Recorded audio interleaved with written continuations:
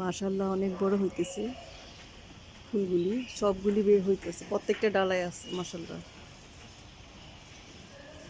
প্রত্যেকটা ডালায় ডালায় আছে।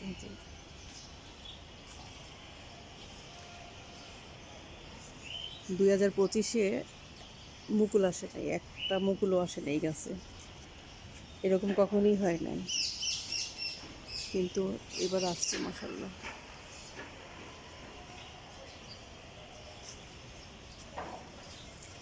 এই সিজনে পেঁপে থাকে না গাছে, কিন্তু আছে।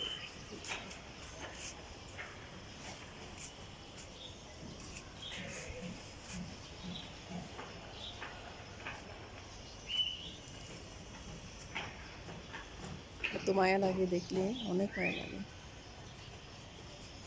মায়া লাগে। প্রত্যেকটা ডালায় আছে আল্লাহর রহমতে।